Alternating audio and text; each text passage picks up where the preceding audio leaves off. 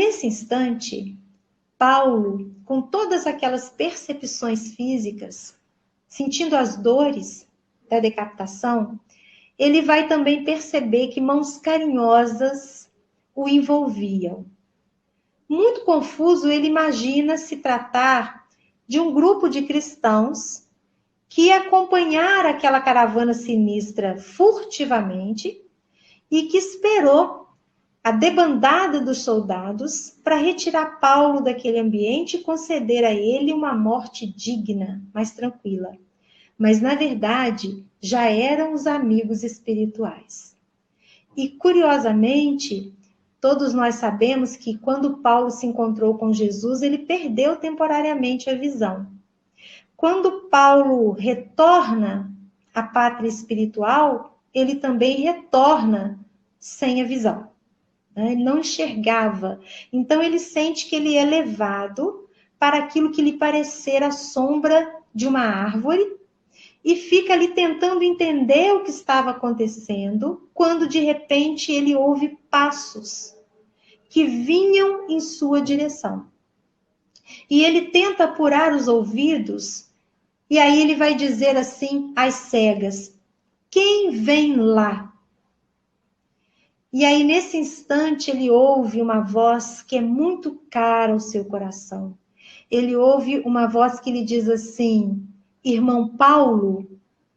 Quando ele escuta irmão Paulo, ele reconhece a voz de Ananias, aquele mesmo Ananias que Jesus recomendou Paulo procurasse quando entrasse em Damasco, porque Ananias lhe restituiria a visão do corpo físico, pois era agora Ananias que vinha receber Paulo no seu retorno à pátria espiritual. E Paulo vai, tocando o ar, seguindo aquela voz, até abraçar, enlaçar Ananias pela cintura. E aí Ananias, afagando os cabelos de Paulo, diz assim: sim, Paulo, sou eu. Noutra ocasião, Jesus determinou que eu lhe restituísse a visão do corpo físico. E hoje, ele me concede a ventura, a felicidade de te receber de volta à pátria espiritual. Vê novamente Paulo em nome de Jesus. E Paulo recupera a visão. E nesse instante, ele vai sentir um toque nos ombros. Quando ele se volta, reconhece a figura do antigo e querido mestre Gamaliel. Quem leu o texto vai se lembrar da figura de Gamaliel. Quem não leu vai descobrir a importância desse mestre na vida de Paulo. E aí Paulo então se ampara em Ananias e em Gamaliel. E nesse instante ele ouve um coro de vozes dulcíssimas, cantando e envolvendo com a vibração a figura daquele apóstolo. Ele se emociona profundamente quando reconhece que aquele coro, na verdade, era o grupo de cristãos, dos seus amigos cristãos, que haviam desencarnado no dia anterior e pediram autorização à espiritualidade maior para aguardar a passagem de Paulo, porque queriam recebê-lo também, abraçar aquele amigo querido em agradecimento a todo o trabalho que ele fez de divulgação da Boa Nova. Nesse instante, Paulo faz uma oração e Emmanuel vai dizer que o céu se rasga e 3 vultos luminosos seguem em direção à figura de Paulo de Tarso. Palavras de Emmanuel, pessoal. Do lado direito, a figura de Estevão, que assessorou Paulo em toda a sua trajetória de divulgação do Evangelho. Assessorou Paulo do mundo espiritual, trabalhou de perto com o apóstolo ali. E aí, então, do lado direito, a figura de Estevão. Do lado esquerdo, diz Emmanuel, do lado do coração, a figura de Abigail, a sua noiva espiritual. E quando Paulo reconhece a figura daqueles 2 jovens, ele sente um desejo muito grande de abraçá-los. E aí, nesse instante, ele reconhece que a figura do meio. A figura do meio era a figura de Jesus.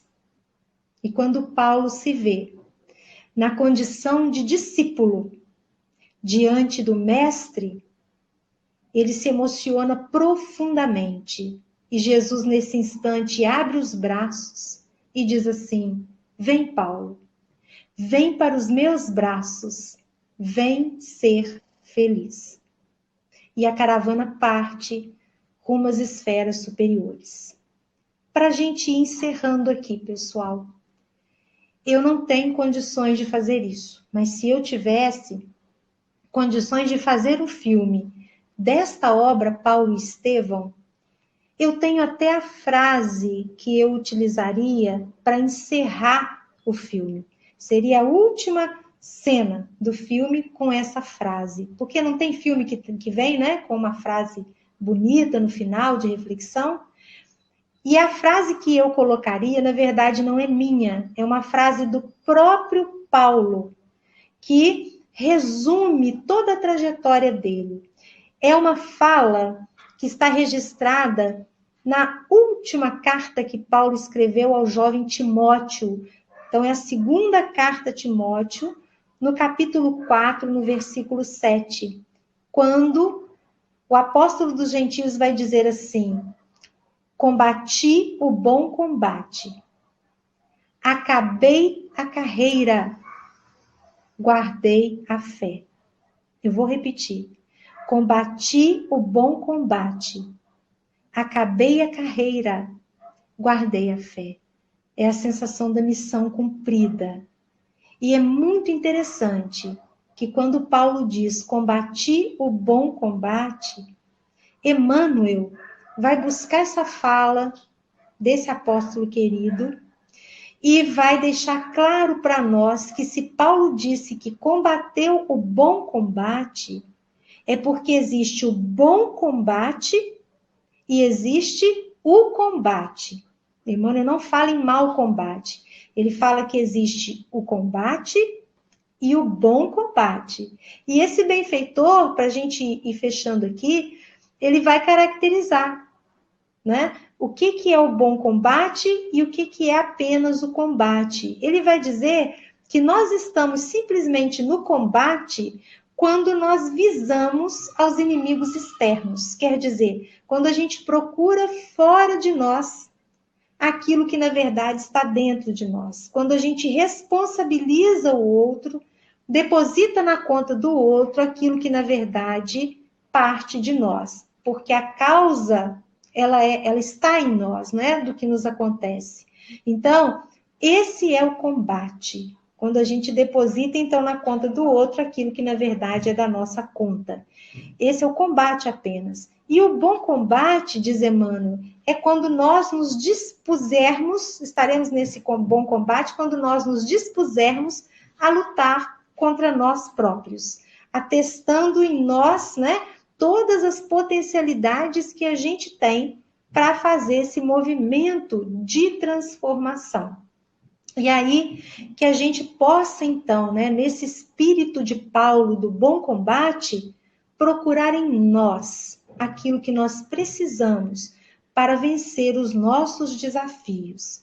A gente encerra com essa trajetória bonita de Paulo, destacando aqui, e claro que cada um de nós destacaria, né, um trecho, dois ou mais, acontecidos com Paulo, nessa obra Paulo e Estevão. Acho que é indiscutível, né, que o encontro de Paulo com Jesus, esse é singular, né, é o mais lindo de todos, mas existe um que mexe muito comigo nessa obra Paulo e Estevão, que eu queria compartilhar com vocês para a gente encerrar. É o momento em que Paulo, depois de ter ficado 3 anos no deserto, ele segue para Jerusalém, não é bem recebido entre os cristãos. Ele tenta conversar com Simão Pedro. Simão Pedro atende Paulo, mas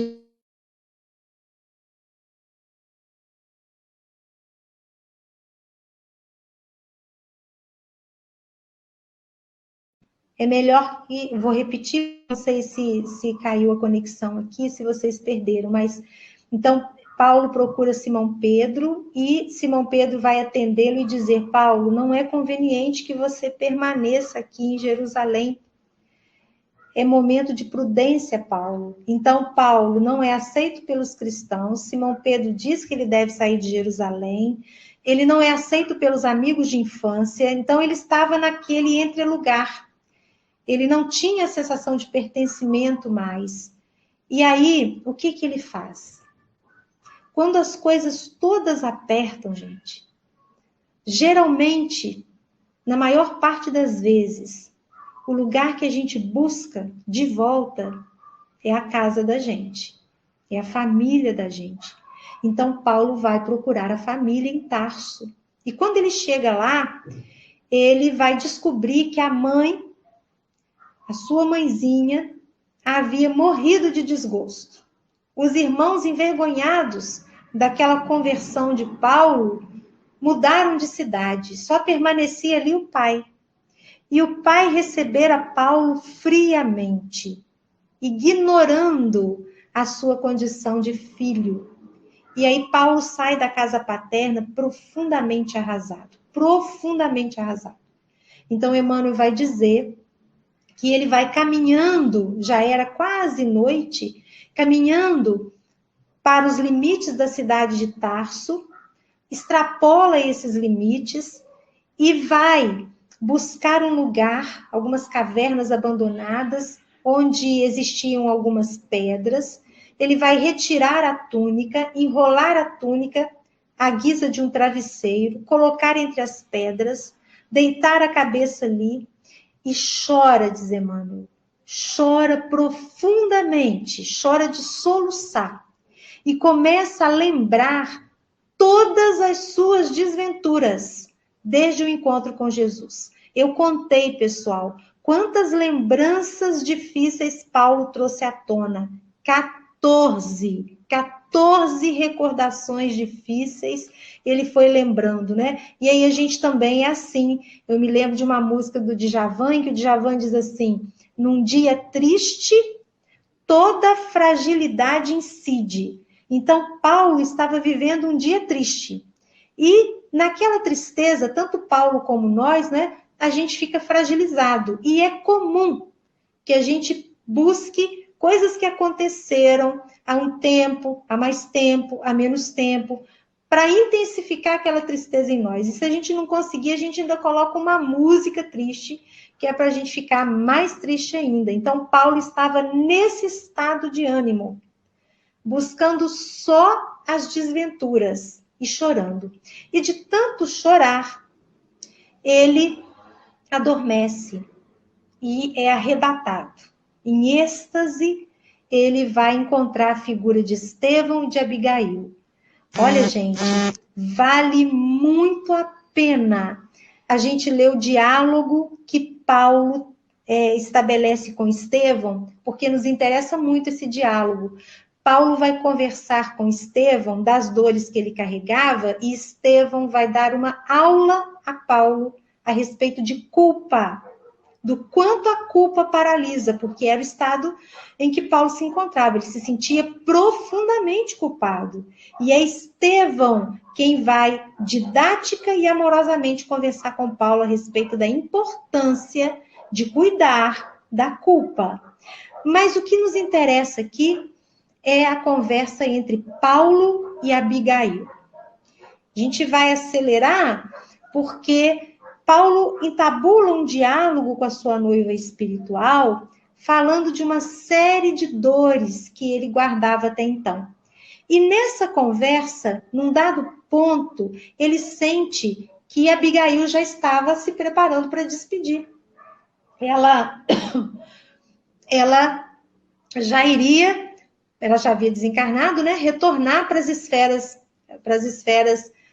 superiores. E aí Paulo vai aproveitar aqueles instantes finais e vai colocar para Abigail 4 questões que a gente precisa, né, reler, meditar, pensar calmamente sobre elas, com mais tempo. Paulo veja se as perguntas que Paulo endereça a Abigail não nos interessam também, sobretudo as respostas, né? Porque depois de ele narrar todas as suas desventuras, ouvir de Abigail muitos aconselhamentos, ele vai dizer assim para Abigail, né? Em outras palavras, né? Depois que nós conversamos tanto, falamos de Jesus, eu gostaria de saber como é que eu vou entender, como que eu vou perceber, né? Quais são os desígnios de Jesus para comigo? Quer dizer, em outras palavras, né? Como é que eu vou entender o que Jesus espera de mim, Abigail?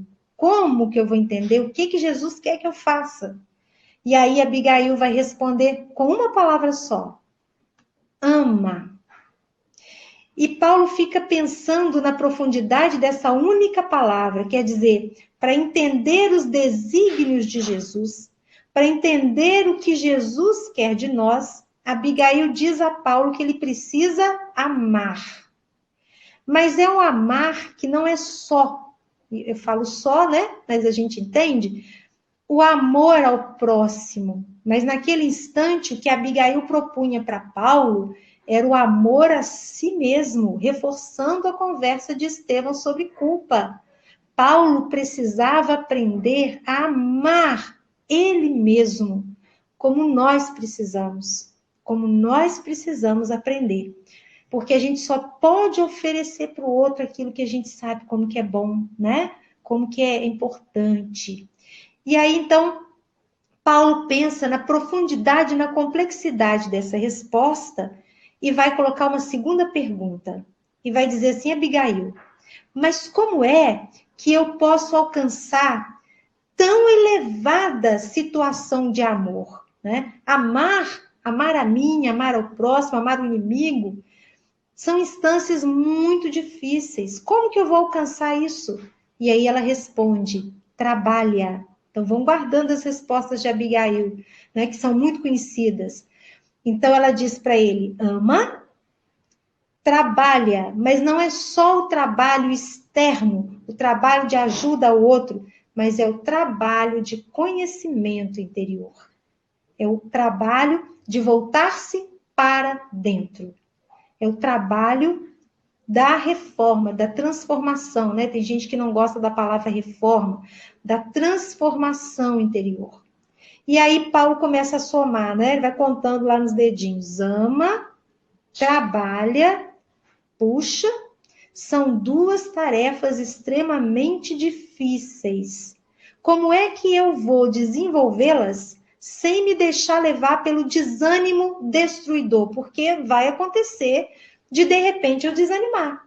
Como é que eu vou combater esse desânimo destruidor? E Abigail sopra para Paulo assim, espera, quer dizer, aprende a esperar.